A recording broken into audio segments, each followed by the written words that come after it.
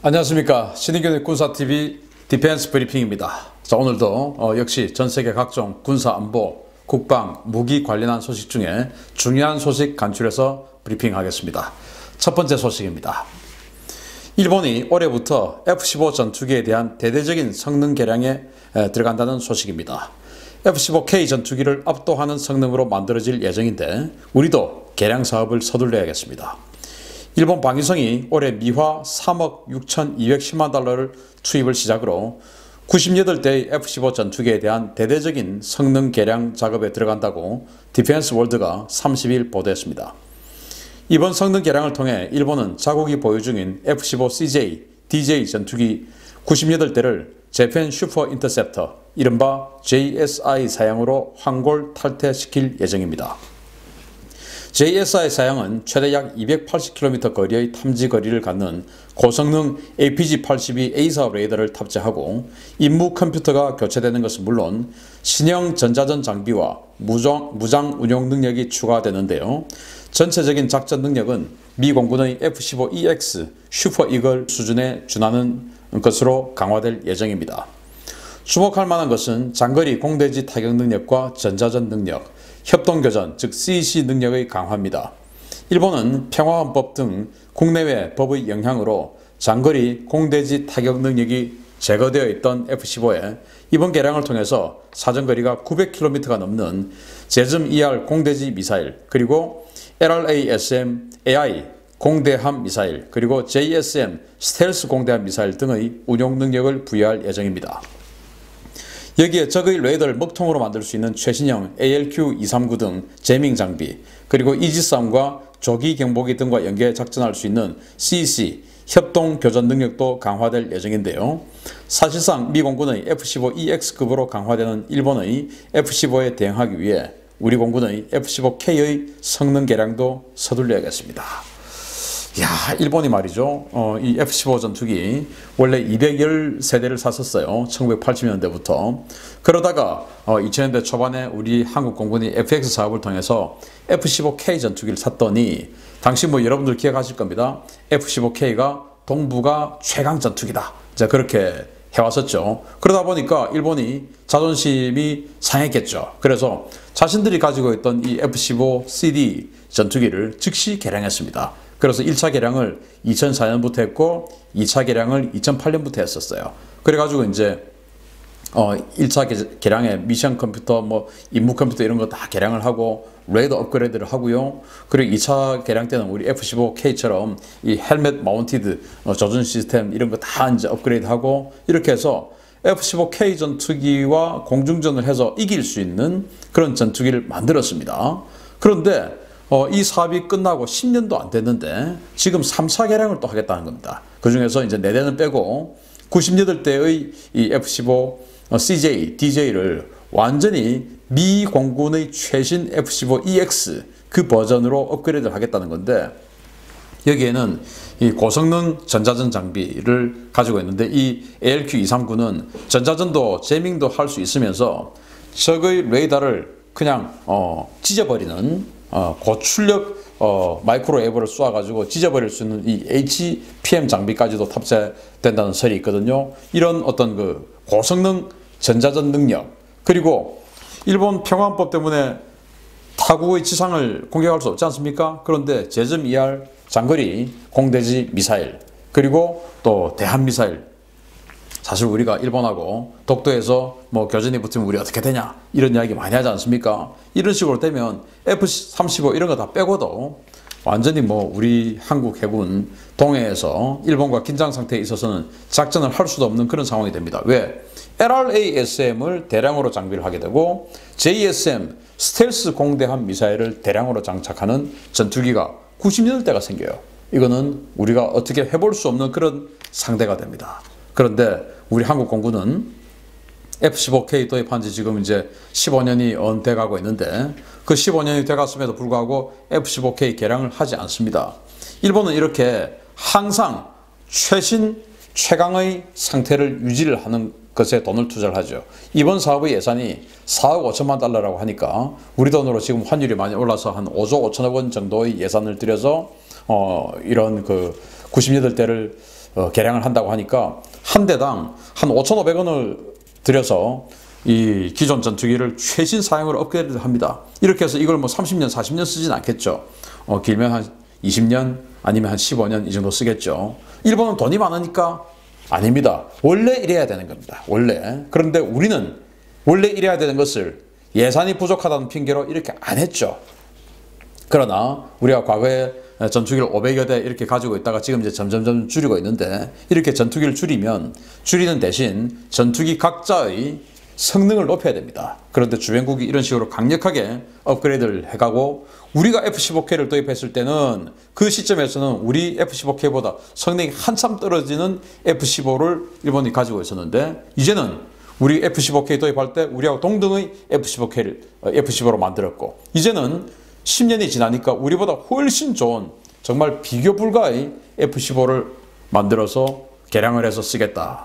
이거 정말 본받아야 됩니다. 우리 한국 공군 뿐만 아니고 우리 한국의 모든 군대, 부대 가지수 느리고 자리 느리고 이런 것만 신경 쓰지 말고 있는 장비 어떻게 하면 더 최상의 컨디션으로, 최고의 전력으로, 최고의 능력으로 사용할 수 있는가, 여기에 관심을 가져야 된다. 그래서 우리 F-15K 빨리 개량 사업 해야 된다라는 말씀을 드리겠습니다. 두 번째 소식입니다. 인도네시아 참 돈 많은 것 같습니다. 어제 KF-X 분담금 납부를 미루고 있는 인도네시아가 러시아제 장갑차를 구매한다는 소식을 전해드렸는데, 이번에는 체코제 장갑차도 샀다는 소식입니다. 인도네시아가 체코 방산업체 엑스칼리버사의 최신형 차륜형 장갑차 판두르2 장갑차의 도입 계약을 체결했다고 아미 리코그네이션이 현지 시각 30일 보도했습니다. 인도네시아는 지난해 우리나라에서 KF-X 분담금 수백억 원이 없다며 지급을 미루던 바로 그 시기에 체코와 신형 차륜형 장갑차 22대 도입 계약을 체결했는데요. 이후에 수정 계약을 통해서 도입 수량을 한 대 더 추가하고 옵션도 더 상향했습니다. 돈이 없다는 인도네시아가 도입하는 이 판두르2 장갑차는 우리나라의 K808 장갑차 가격의 3배에 육박하는 42억 원 수준의 비싼 그런 고급 장갑차인데요. 30mm 무인 포탑과 에어컨, 최신식 C4I 시스템이 장착된 풀 옵션입니다. 그리고 총 사업 예산은 무려 8,200만 달러입니다. 단 23대를 구매하는데요. 지난해 KF-X 재협상을 요구하면서 기술 이전과 지분은 더 올려달라고 주장 중인 인도네시아는 국가 예산 부족을 핑계로 지난해 연말 기준에 3천억 원의 개발 분담금을 미납하고 있는데요. 이 시기 인도네시아는 미국과 러시아에 각각 1조 원에서 3조 원 이상의 규모의 전투기를, 네덜란드에서는 3천억 원의 호위함을, 러시아와 체코에서 5천억 원 규모의 장갑차를 구매하는 등 수조 원대 무기를 사들이고 있습니다. 현지 무관들도 인도네시아의 이러한 대규모 무기 구매 사업을 보고 있을 텐데요. 돈은 내지 않고 우리 국민의 혈세로 만들어지고 있는 전투기 기술만 빼먹으려 하는 인도네시아의 의도가 점점 뚜렷해지는데, 우리 관계당국은 도대체 뭘 하는지 모르겠습니다.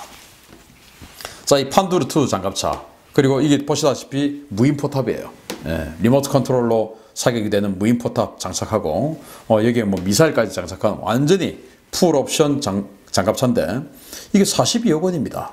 우리 K808, 그러니까 지금 차륜형 장갑차 뭐 최신이라고 하면서 우리 육군에 지금 막 인도되고 있는 이 K808 차륜형 장갑차 가격이 15억 원이거든요.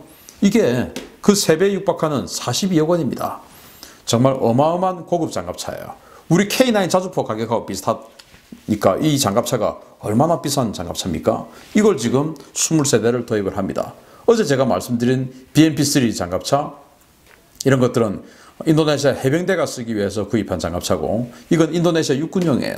그러니까 육군, 공군, 해군, 해병대 할 것 없이 인도네시아가 전 방위적으로 전군에서 이런 식으로 지금 해외 무기 도입 사업을 추진을 하고 있는데, 그런데 우리 한국과 지금 합작 중인 KF-X 분담금 돈을 안 내고 있습니다. 도대체 인도네시아 대사관에 나가 있는 우리 국방부 무관들 뭐 하는 겁니까? 이런 정보 안 올려줍니까? 그러면 우리 국방부 그리고 우리 군은 이거 모르고 있을까요? 모르고 있다면 바보들이죠. 알고도 모른 체 하고 있다면 나쁜 사람들이죠.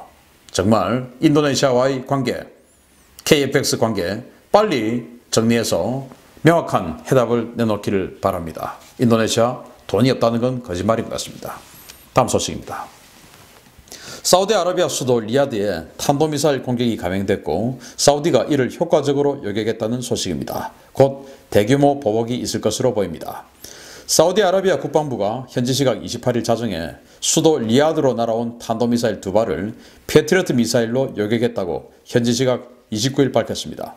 리야드와 남부 도시 지잔에 동시다발적으로 이루어진 이번 미사일 공격은 예멘의 후티 반군이 발사한 것으로 확인됐는데요. 사우디 공군은 미국제 팩3 미사일로 이번 미사일 공격을 모두 막아냈습니다. 리야드 시민들은 늦은 밤 하늘에서 엄청난 섬광과 폭발음이 들렸다며 SNS에 관련 게시물을 올리고 있는데요. 사우디군은 이번 요격작전 과정에서 발생한 파편으로 민간인 2명이 경상을 입었다고 밝혔습니다.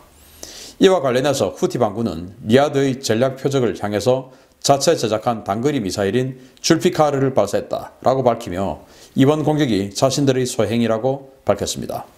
후티 반군은 이번 공격을 자신들의 소행으로 밝혔지만 사우디와 미국 정보당국은 이번 미사일 공격의 배후에 이란이 있을 것으로 추정하고 있는데요. 후티 반군이 북한의 기술과 부품 지원으로 탄도미사일을 제작해왔기 때문에 조사 결과에 따라 이란과 북한의 불똥이 튈 가능성도 커 보입니다. 사우디가 아람코 유전에 후티 반군이 쏘았다라고 하는 이 무인기 공격으로 완전히 그냥 박살이 났었죠. 그래서 정말 체면을 왕창 구겼었는데 지금 사우디가 뭐 이란과의 문제 또 이 후티 반군과의 문제 이런 여러 가지 문제 때문에 팩3 미사일 대량으로 배치를 한 데 이어서 또 사드 7개 포대를 지금 계약을 했고요. 그리고 S-400 러시아제 지대공 미사일 그것도 4개 포대를 도입을 했죠. 이렇게 뭐 완전히 다층 방어 체제를 지금 구축을 하고 있는데 이번에는 모처럼 팩3가 아주 그냥 활약을 했습니다. 그래서 후티 반군이 쏘았다고 하는 탄도미사일 전부 요격을 성공을 했는데 뭐 우리도 이런 거 보면 좀 희망을 좀 가져볼 만합니다.